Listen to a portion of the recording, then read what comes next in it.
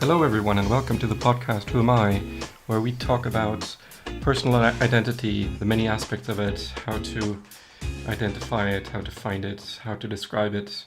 Our homepage is whoamipodcast.com.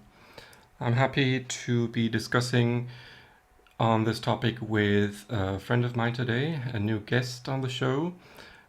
We enjoy philosophizing together, and since he wants to remain anonymous, I will just call him Mr. INTP on the homepage. Enjoy! I have a list of your suggested topics here, and they are too many for one episode. So if you like, you can come back. So, to me, these are very important when we talk about identity. And it's, for me personally, kind of important to go in order too. But of course, every topic is like a whole podcast in itself. It's really, really big. It's crazy. So Yeah. do you want me to start or? Let me just name the six subparts, yeah. Yeah, just the six parts, just to let my audience know what the kinds of things we're interested in. Epistemology, mind-altering drugs, identity, morality, goals and purpose, and transhumanism. Is transhumanism where humans and machines merge? Like in the Matrix? Yeah, not necessarily, but like the far future. Yeah. What happens to humans, right? Yeah, we had 2 episodes on science fiction before, because what was science fiction 50 years ago is becoming a reality. So in a way, it's just preparing us for what is coming up. Right, in a way it is, but in another way it isn't. Like in the 50s, I think everyone thought we would be flying around in personal zeppelins and stuff. So yeah, interesting. Yeah, but everything has to be thought of first. Everything is an idea before it becomes a reality. Right. So you're right. It's a good place to start with identity, personal identity, or maybe social, cultural identity. I'm open for anything like that, because that's the main topic of the entire podcast. Right. That's also the reason why I got really excited when I looked into your podcast. Okay. Because it's very rare that I find people that are really interested in this. They often see it as unnecessary and like too out there to even think about this. Well, as part of the trainings that I'm taking right now to become an entrepreneur, I'm not just trying to understand human psychology in general, but trying to understand who I am. And it seems like there is no end to the rabbit hole. It's just, I like to say humans are infinitely complex, and that's not a negative thing. Like, it's impossible to understand anyone. It just means to me that no matter how much I learn about myself and others, I'm never finished learning. And the more I learn about myself and my nature, um, the parts of me, the reasons I do the things I do, the more I understand those things, the more I feel comfortable with who I am and understand my place in society, in my body, in my family, my country, things like that. You know, all the systems that we're just placed into without even understanding what they are. And so automatically I understand other people as well. So is that the direction you go in when you think about this topic? Absolutely, absolutely. Like at first I begin with, before I can think about what my identity is, I have to think about what's real and what's not. That's why I started with epistemology. And right, all the topics, all the things you talked about right now is something that's very important in all of this. So, right, what do you think is real? What is true? What can you be very absolutely sure of to be true? Yeah, it's up to you to decide how philosophical you want to get on those questions. But maybe you can Right. start by telling us, what is epistemology in one sentence? Yeah, epistemology is the science of, or the philosophy, the science of what is true, what is knowable, how can we even decide what is true? Mhm. And yeah, from where I start is, which you've probably heard about, is the cogito ergo sum of René Descartes. Like, I think, therefore I am. That's something that we can absolutely be sure of. In some way, we do exist. And everything else, from my opinion, from my thinking about this, is unsure, is kind of vague, and we can't prove it with any certainty. But we have to believe in things to act in this world and like be practical. Yeah, that makes a lot of sense to me. Yeah, some people believe that we are totally passive, that we are just a part of the universe that is being acted upon. And, this deterministic view that if you know where all the particles in the universe are and at what speed they're going in which direction, then you can calculate everything that will ever happen, and you can also calculate backwards all the things that have ever happened. Everything is predetermined. All you need to know is the laws of the universe, and then that's all you need. But I think that's a very foreign notion to most people, also to me. I can understand why scientists were interested or probably even excited about this view, but it's outdated.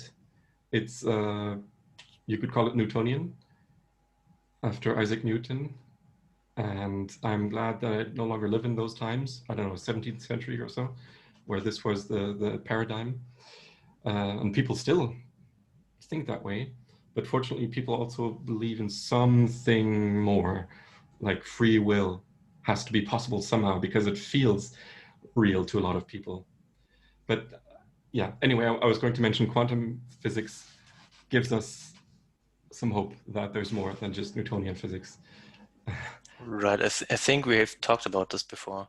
Yeah. And I am one of those people that think everything is deterministic. But from a human viewpoint, it doesn't even matter because everything is so complex and we can't know everything, that we have to assume, or we have to act like there is free will. The same with like, I can't prove that you even like I think, therefore I am. I don't know if you think. I don't know if you are, but I have to assume so, so we can cooperate. Okay, yeah, I can live with that. I think it's fair to say that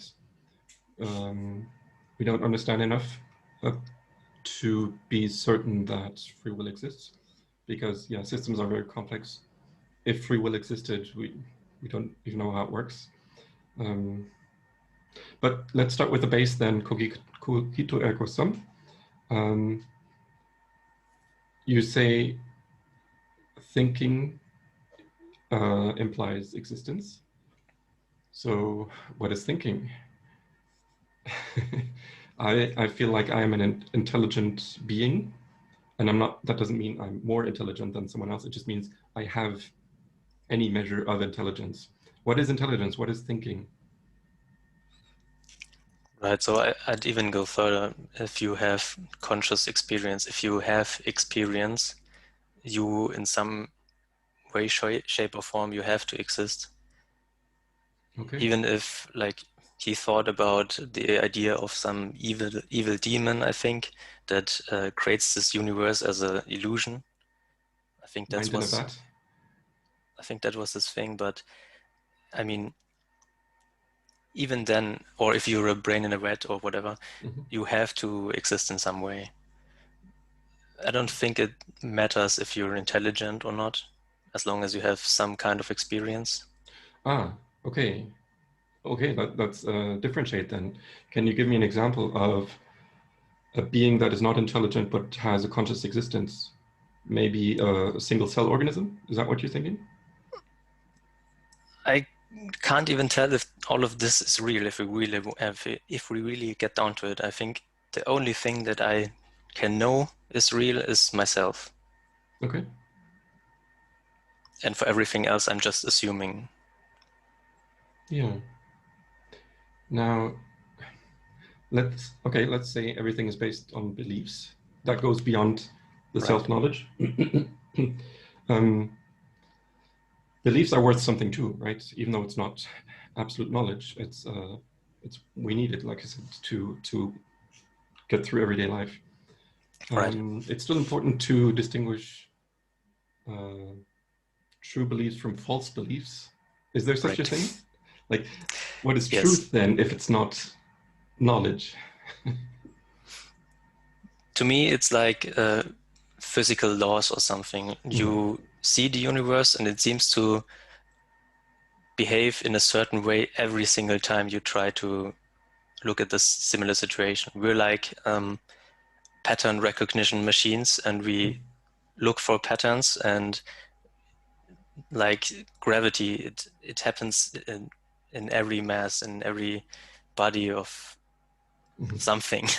And yeah, that's what truth is to me. Like, you can have more abstract things, but they have to be, like, when we get to science, they have to be falsifiable.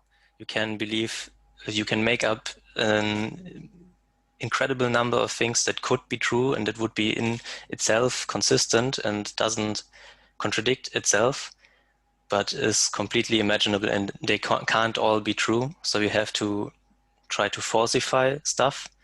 And even then, you don't know. If you can't falsify it, it's still just a truth candidate and will always be, except for the cogito thing. Is string theory like that? Is string theory falsifiable? I don't think so. Yeah, I'm not sure, but I don't think so. yeah, I'm the same. I heard that there are infinitely many versions of string theory, and that it's an elegant theory. It's internally coherent, but not linked to other things that have been shown already. So it's no more than a theory, and that's why some people like to call it a religion. You know, if it's only based on beliefs, there's nothing linking it to empiricism, you know, empiric knowledge. Right. I think the theory of relativity is in a similar position. There is some stuff about satellites and stuff that I've heard of, but I've also heard criticism of this. Oh, okay. I didn't know about the criticism. I thought relativity theory is pretty well accepted and established because of the behavior of, I don't know, galaxies. GPS and stuff too. Yeah, What's right. But galaxies, you could have a theoretical system that explains how they move, but it could still be wrong. Like, a flat Earth explains a lot of stuff, but it's still not true. right? You know what I mean? Yeah. The explainability of a theory does not make it true. True. Yeah. Let's see if this is a good comparison. The geocentric versus the heliocentric view of the solar system. I don't remember who their representatives are, but several hundred years ago, people thought the Earth is in the center of the solar system, or maybe even the whole universe, and that everything rotates around the Earth. And then someone said, I think Copernicus said that no, the Earth is in the center of the solar system and everything rotates around the sun.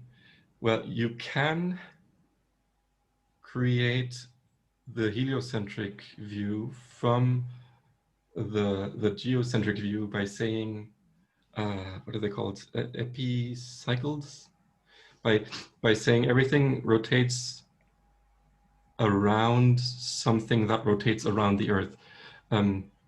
You can say like that Venus maybe is not on a cycle around the Earth, but is on a cycle that cycles around the Earth. Kind of like the moon cycles around the sun, I guess. I'm not sure on that, but anyway, you can have different perspectives on the same thing, and they're both plausible, but then what makes the heliocentric view more popular or elegant is its simplicity. Right. That's why Occam's razor comes into play often. Like you have a theory that's just as powerful but simpler. Yeah. And if it's simpler, it would be easier to falsify. So it gives it more credibility. And I watched interviews with scientists that say the only meaningful thing in the universe is reducing the laws of describing our observations of the universe more and more to smaller versions, and that beauty is using the least amount of symbols to express our environment as possible. And it makes me sad that someone could only find meaning or beauty in those things in life. But at least there is something to it. I do grant that. Another example of what we're talking about is before we had the paradigm shift of science, of the whole concept of the scientific method, we still had stuff like alchemy and stuff that tried to explain some things with like energy similar concepts, and they were explanatory, but they just didn't go the same length as science. So And they with are the outdated theories are subsumed by the modern theories, you could say. yeah, you could say that. And it's not sure that science is the be-all, end-all. It could be submerged into the next paradigm shift. Yeah, I'm open to the scientific method not being the final tool to help us understand who we are and how the universe works. And the reason I say that is, well, several, but one reason is that I also love to learn from what is alternative in the Western world. I don't know what to call them, but like the law of attraction is an example that many people in the West think is a hoax, or is more religion than anything else. Can you repeat the term? The law of attraction is, so I'm only starting to learn about this, so I'm not sure what the whole paradigm is called. Some people would say it's parapsychological. It means basically that what you desire or what you believe to be true has an impact on what will become true or what will become real in your environment. So you attract the future state of the world. And lots of people claim that this was important for them to become rich or successful in some other way. Yeah, and that's a part of several laws, like the law of frequency, for example. People like to say there are different frequencies for different states of being in a person, for example, or you can expand this to a whole society. If you are jealous, angry, bitter, egocentric, then you are living at a low frequency. But if you have unconditional love for other people, if you have peace in your life, if you can listen to an opposing opinion without taking offense or attacking that person, then you're living at a higher frequency. And these are things that you can work on intentionally. So you can use your consciousness to create a future for yourself rather than just being the object of the deterministic universe. And so I'm trying it out right now. It's not scientific, unless, of course, I don't know, do you accept sociology as a science? Because I think that's a contentious question. Using surveys and anecdotes and first-person experiences rather than non-passionate, objective, reproducible methods. Is that scientific, or is it real, or is it valuable? I think so, but it depends on how abstract, how open you want to be about this question. I've heard a lot of criticism about these types of parts of science or of learning, but I've also heard that they've become way more scientific over time. Good. Like they, what's the word?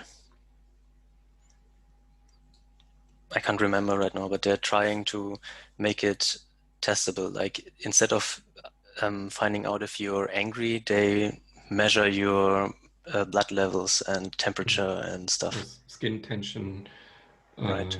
electrical signals. Yeah, Dean Radin is really good at making things that used to be parapsychological psychological, or he takes the criticism seriously. He is kind of an apologist, you could say. He doesn't just I don't know, use superficial arguments against the critics. He says, okay, I I will take all of your criticism and improve my methods, make them more sensitive, more scientific, like you said. So I think that's a positive development. It certainly improves the acceptability and popularity of these alternative views. And about your, what did you call it? Attentional attraction or attention attraction? The law of attraction or Law of attraction. intentionality. I'm open to these things too, but and I think there is something to it, and you can even explain it scientifically. Like there is something called the inattentional blindness. I don't know if you've heard of this. There's this experiment where like a group of people play ball, throw them to each other, and you watch them, and you're supposed to like follow the ball and count how many passes they do. And in the middle of the video, some guy dressed in a gorilla suit like walks right into the middle of the group and walks away, and barely anyone notices the gorilla because they're so focused on the ball. And what you say, if you really concentrate on something, on being like a successful person, for example, then you kind of make it happen. Like you have to bring into attention that you want success so you can catch opportunities when they arise. Yeah. Yeah, that's very similar to what the law of attraction is saying. Yeah, I love it when the same thing can be explained from different perspectives. Because if something is real or true, then it should, right? Then different approaches should come to the same conclusion. So yeah, I love it when people can be open to other approaches and not just say, unless you explain it in my paradigm, it's not real. Right, and with the unfalsifiability again, there are many things that could be true that just aren't falsifiable. And like when we later get to drugs, for example, there are often revelations that are similar to religious revelations that just can't be falsified. And you mean visions? We'll get to this later, I think, Okay. but it's just kind of a religious experience, and you just have to accept that they could be true, and you can't falsify them. So you, in my personal view, I'm very materialistic, deterministic, but I've also like have both theories in my mind and accept them both in some way. I think it's actually healthy. I was saying to Steve in an earlier episode, some people would hate to be in that state because of, I don't know, confusion and cognitive dissonance. But I think it's actually healthy to always stay open, at least a little bit, to alternative explanations and theories. Yeah, like even religious perspectives. Great. Right, and what's really important to me with this whole topic with epistemology is to understand how limited our knowledge is and how falsy. So like, for example, with the falsifiability, we could, for example, imagine even if there's this very materialistic universe, that the whole universe popped into existence right now, and you are just this brain with your memories in your brain, but the memories don't represent anything. Everything before now didn't exist. It just popped into existence.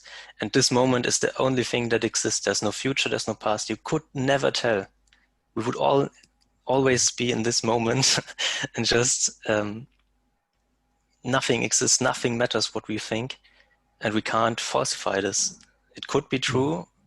It's very unlikely to be true in my opinion, but there's so many theories like that, or like the religious idea is kind of similar. You just imagine an almighty being that makes everything happen, and you can't falsify it. And of course this could be true, and I leave room for these ideas, but I think we shouldn't say we're very sure about this. We should always be cautious. Great. Yeah, I like that you're even not so stuck on the scientific method like some scientists, because like we said, it is a great method and it has brought a lot of progress, but we shouldn't go all in, bank everything on it. Because I, for example, have had experiences where, and that's why I'm curious about what you meant by revelations, but I can wait for another time. I've had experiences where I just knew that something was true, and I couldn't reduce it to some scientific, biological phenomenon. It was a different kind of experience than through the regular five senses. Right. So I'm open for other methods of observation and inspiration.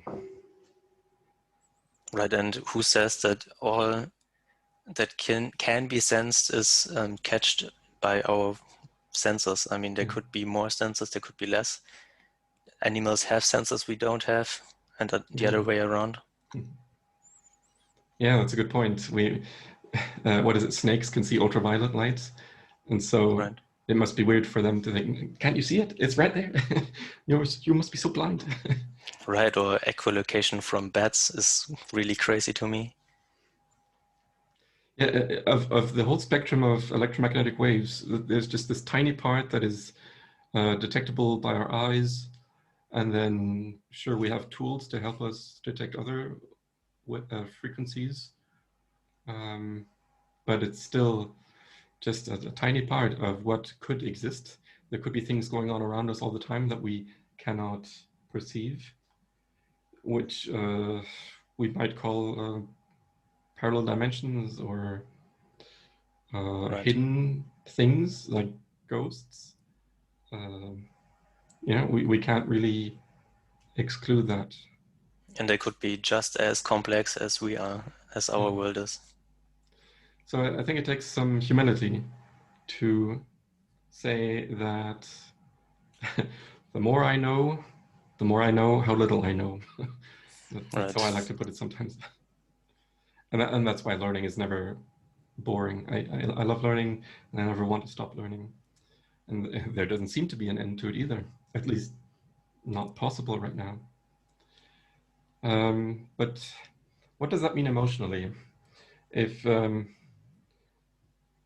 we're pretty sure that there's so much more going on than what we can see, than what we can know, than what we can be sure about. Does that give you a sense of helplessness, isolation, weakness, depression? What does that do for you? Not at all, to be honest. Like, I've went through all of these when I've realized that I can't really know anything, like the cogito thing. And right now I'm just practical. I'm trying to find my way in this world. That sounds, yeah, it sounds positive. At first I thought you said cookie dough there, but you meant cookie dough is always great. Yeah. Yeah, I can see. So the reason I named these negative emotions is because I've been there too, and I can totally understand how a lot of people would respond to these thoughts and these paradigms in that way. But yeah, I'm also encouraged by people who say it's freeing for them to think that there is no free will, that they have no control over themselves or their environment. Is that the case for you as well? What exactly? Can you repeat? That it's liberating to think that you have no free will. Maybe because it takes away guilt and responsibility, negative things like that. No, I value virtue very highly, so I try to even burden myself with more responsibility than I probably even have. How does that go together with determinism? So doesn't it require free will to be accountable for your actions?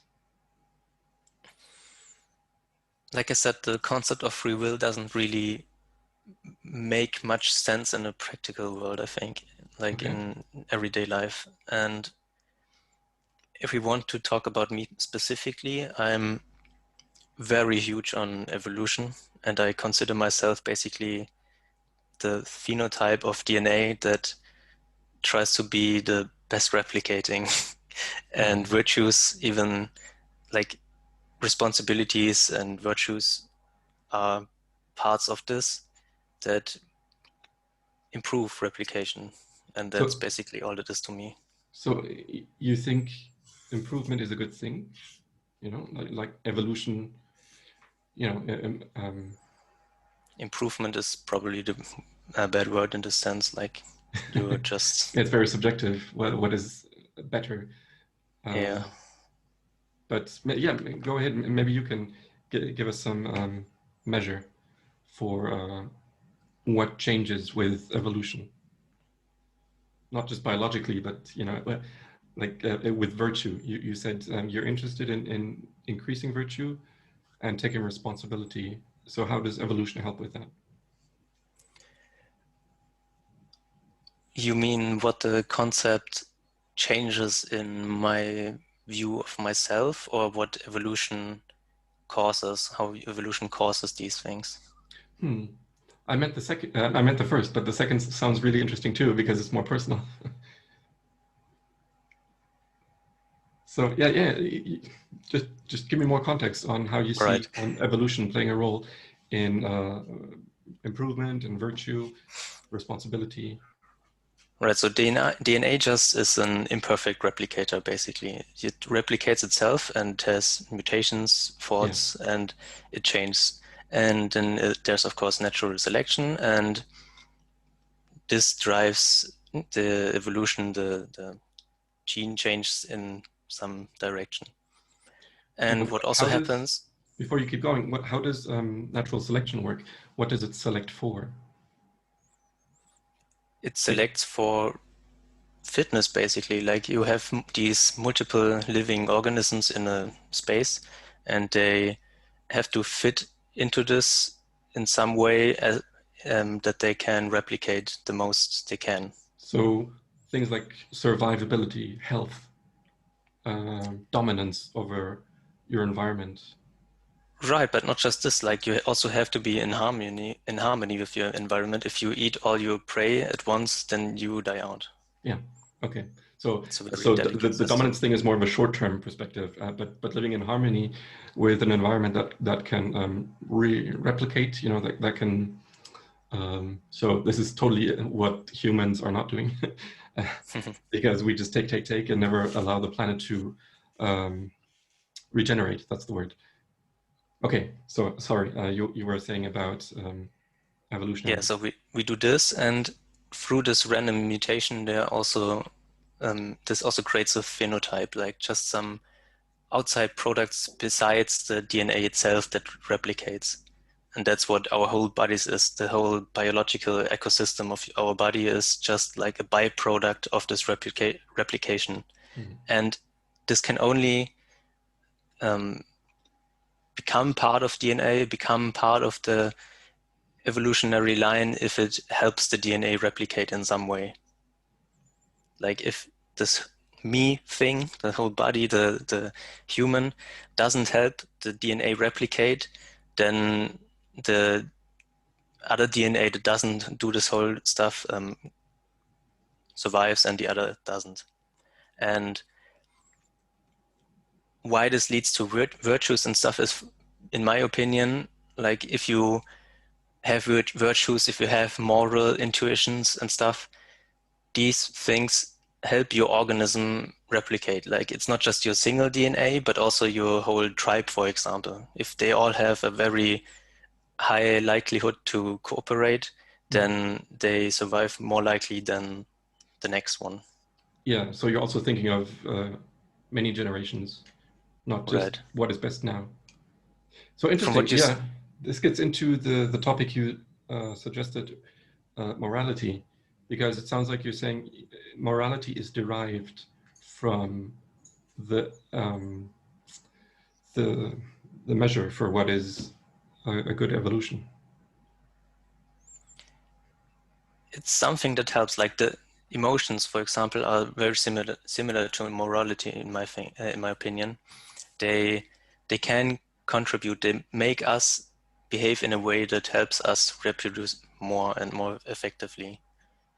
I don't think there is, like in the scientific view, like I said, I always have multiple views in my mind and I accept them in some way. But in the strictly scientific view, I don't think morality is like some outside thing, some God-given thing, like a property of the universe. I don't think that.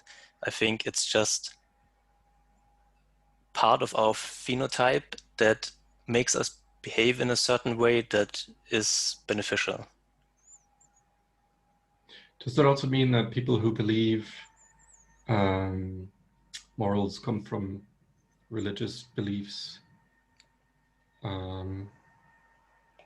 are missing some information, or that they have a short-sighted view? Like there's some morals that we react with a disgust response if they don't. Like if you see someone murder a dog for no reason, you're disgusted by this. You have a strong biological reaction. And there's also morals that do derive from religious literature. That doesn't mean that they come from God, for example. Like social ideas or like culture is also subject to evolution. It's like the next layer. It's if you've ever done something with optimization algorithms, they're the explorative phase. They try to adapt quickly and find something in the near vicinity. You mean in No, the evolutionary exploitation. algorithms? Right, for example, they are the exploitation. Like they search for the local maximum or optimum, and the genes could be seen as the explorative part. That's like very very slow, and it's hard to change genes. They're very sturdy and like lazy, if you want to call them that. And the culture is like to explore stuff around them. Like it's very quick to change culture in comparison to genes. And at some point, if something established in culture that is very efficient, very good, it becomes like, for example, if you have a culture of caring for your child very well, at some point it could become genetic even if for enough generations you always have this culture, and the ones that adhere to this survive, of course. Then the ones that naturally from their genetics are pushed in this direction have even more survivability. So at some point this culture becomes genetics. Wow. I don't know as much about biology as about physics, and so the evolution and natural selection, what you've been explaining, is a law. And another law I'm thinking of that seems to dictate how the universe develops is entropy. In a system, in a physical system, over time, the information in that system will its entropy will rise over time, and I kind of have an understanding of what that means, but I wonder how applicable it is to everyday life. So do you think life on Earth is an exception to that rule? Because we are intelligent beings who can organize a physical system and change the information inside of it and therefore reduce its entropy. And then my second question will be, how does this work together with biological laws like evolution? Right, so I think part of these things that we're talking about, like the virtues and stuff, they are working against entropy. Like civilizations always have the tendency to fall. They have to everything like deconstructs itself.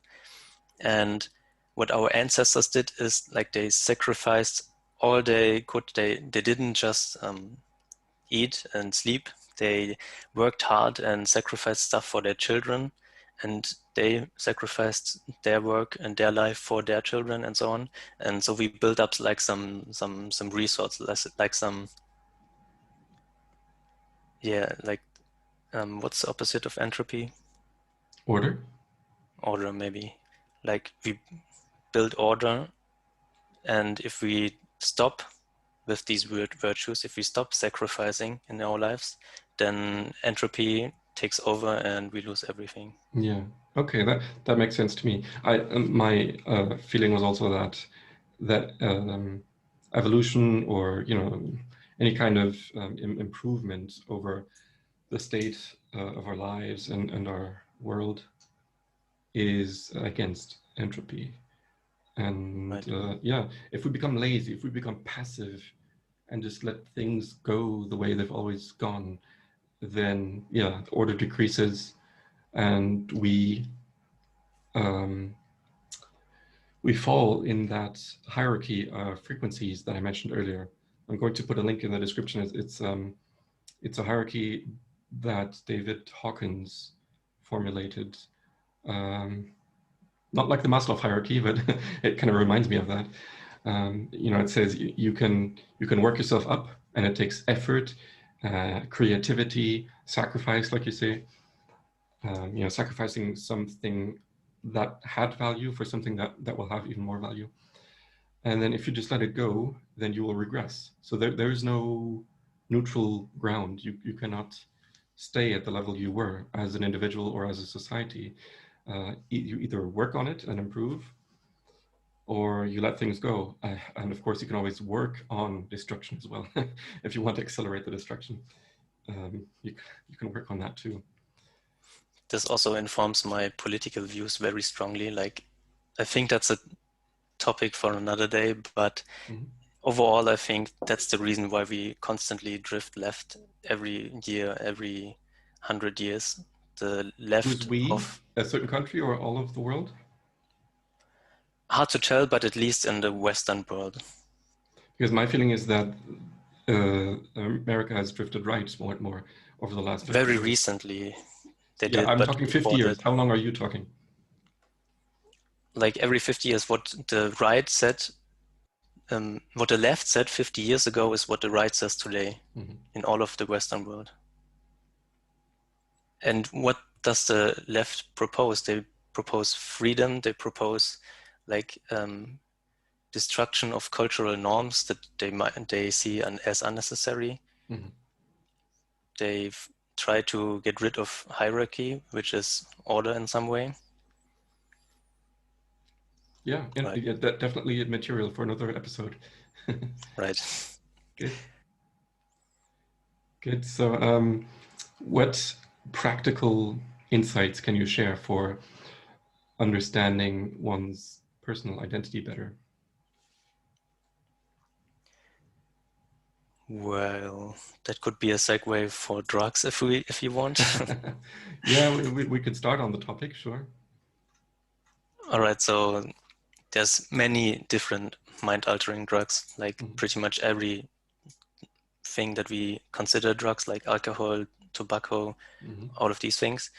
And they can be like ordered in some major categories. And one of the categories is psychedelics, or if you want to be broader, hallucinogenics or hallucinogens. And one of these is psychedelics, which is what you've probably heard of, like LSD, magic mushrooms, and these drugs. And first of all, they do cause hallucinations, but it's not like this Hollywood idea of you see elephants that talk to you or something. They are just they change the way your senses work, your perception.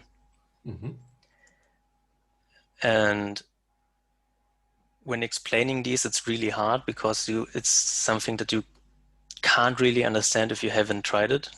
Have you tried it, first of all? No. Okay. You can explain the sensual thing, like these hallucinations. It's like a lens on all your faulty senses, I think, in some way. For example, heightens your senses or sharpens your perception? it magnifies everything about your senses. Like you see colors brighter. You also have the problem, like when you're not in drugs, you have the thing of you see what you see in the middle of your vision very clearly, but your periphery is like extrapolated, and your brain kind of fills it with what it expects. And also with sounds, you've probably heard these where you hear the same sound repeatedly, but depending on what you expect, you hear a different thing, like a different audio. Do you know these? And that's what... It sounds plausible to me. Yeah. I can send you something later on. And what psychedelics do is they kind of magnify this, like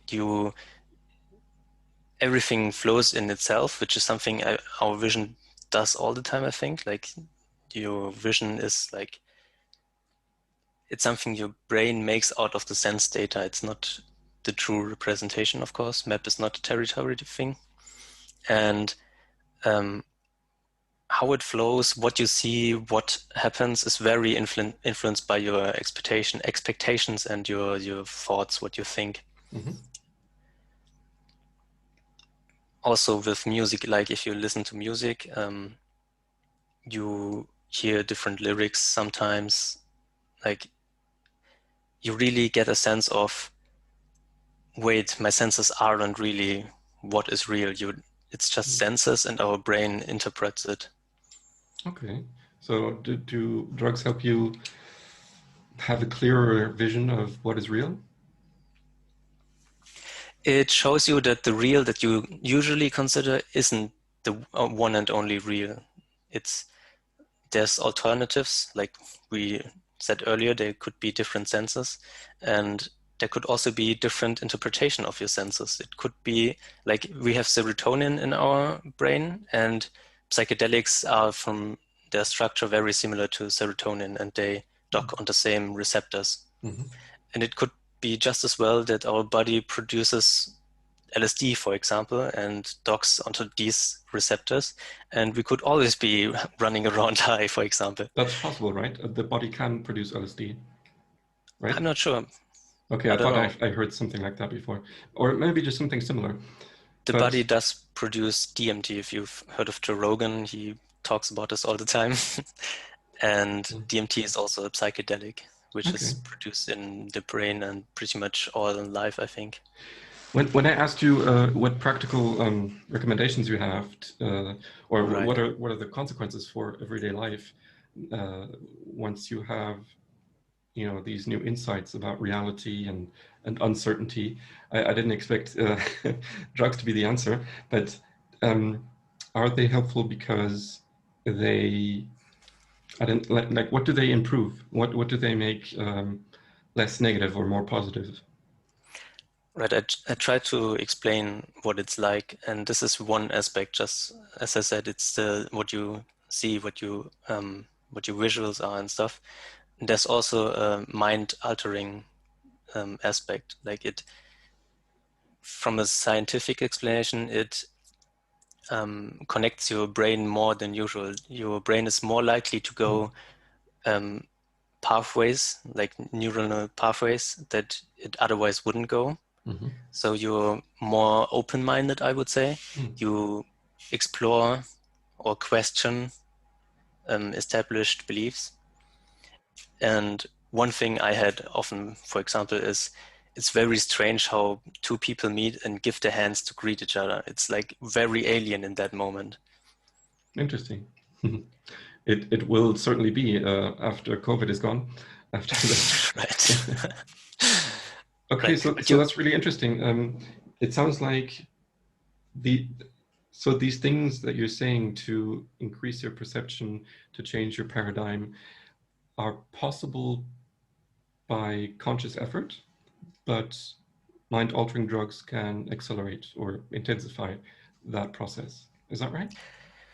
like I said, it's impossible to explain it if you haven't experienced it. I think it's like you're always in this regular state of mind, and psychedelics are a complete separate thing. And just having a reference point changes your view in everyday life too. That's one aspect. And the other is, like I said, it does something to your brain, to the way you think. You're still yourself. You're not like some random different person. You're still yourself. But you're kind of forced to question, and you're forced to rethink your priorities very strongly. That sounds like a good thing, except for the force part. I never want to be forcibly drugged Right. or in hypnosis without consent. But it certainly sounds like a positive thing to reevaluate, to question, because I don't want to be stuck in a certain state, in a certain paradigm that is keeping me from making progress. Force might not be the correct word. Like there's different psychedelic drugs with magic mushrooms, for example. People often say you're in the back of the car and the drug drives the car. And with LSD, it's more like you're driving the car. Like if you don't want to think about these things, you don't. You can have a relaxing evening. I also heard that mushrooms can make you paranoid. Right. And is that because you're overwhelmed with this new information? It's really, really scary. Even if you've done it many times, it's very scary just because it's so different, and you're basically letting go of everything you hold dear and true. Like your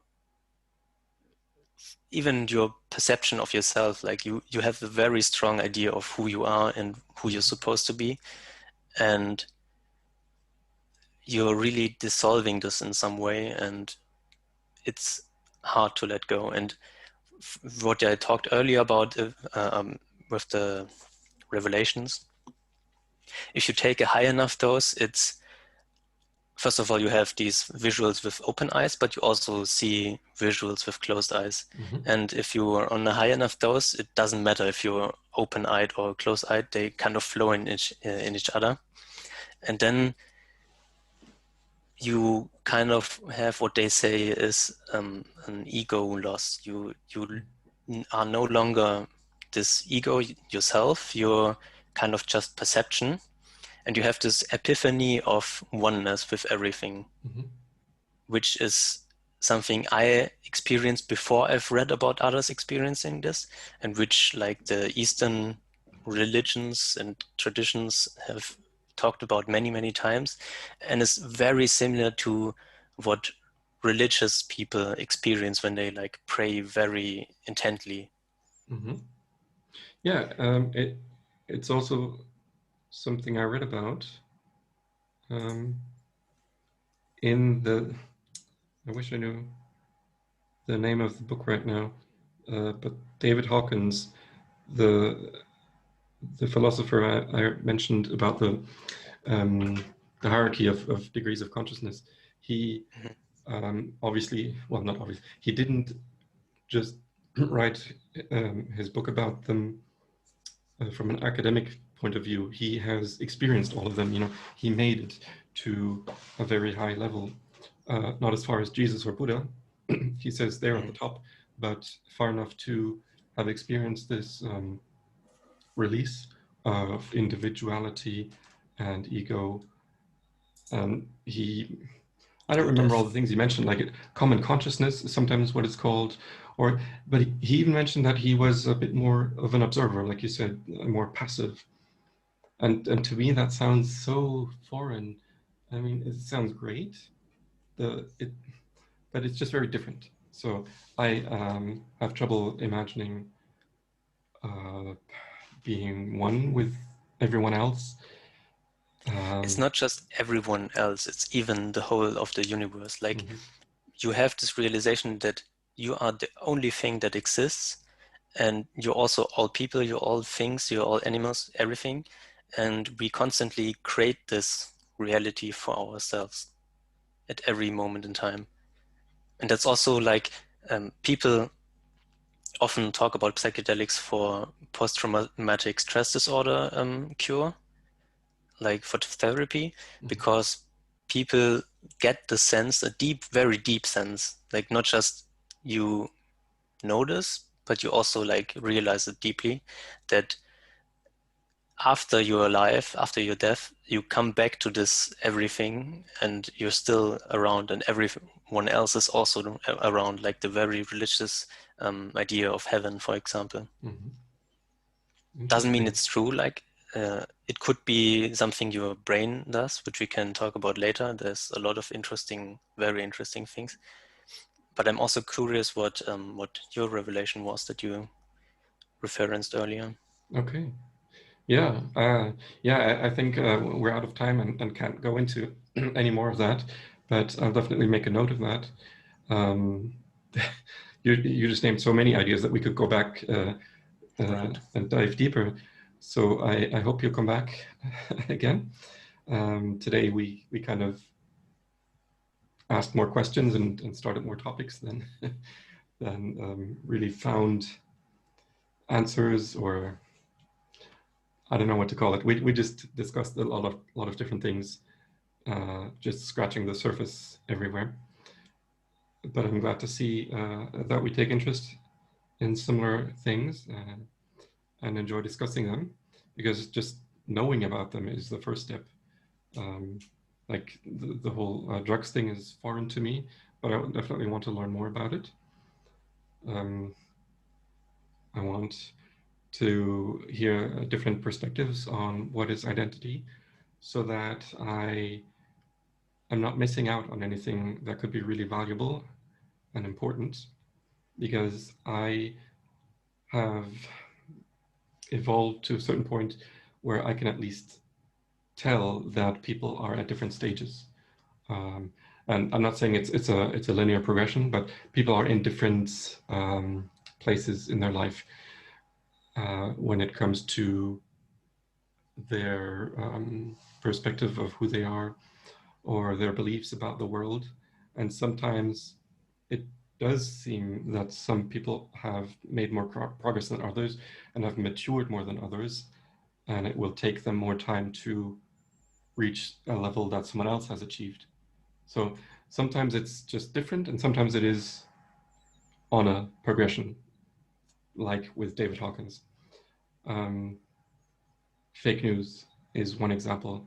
So we should definitely get back into politics and economics one day and explain how it is that we think we know something more than someone else. You know, how is it that you can feel certain that you understand something better than someone else? Because the reaction I often get from people that I try to tell about the corruption of the media, for example, is, well, how do you know that your source is true? How do you know that your source is any better than the standard one, the mainstream one? So that is another aspect of truth, reality, knowledge, and progression that I definitely want to get into, and maybe talk about the coronavirus as an example, as a current example of what is fake news, what can we know, how certain can we be about things. Anyway, any last words you want to give us before we finish? Yeah, so real quick, even if I talk highly positively of drugs and had only positive experiences, I don't recommend anyone to do this without like really thinking about it, and preferably having someone around that knows what he's doing. Having a mentor, maybe being familiar with some literature on it. I think you should go into it with an open mind. You shouldn't like think too much about it beforehand. But you should be in a safe place, in a good moment in your life. You shouldn't like be depressed. You shouldn't be in a party with people around you that are hostile. Like, you should be safe. You shouldn't try to escape your current reality, right? That also. Great. Well, thanks for all the insights, and let's do this again sometime. Of course. See you.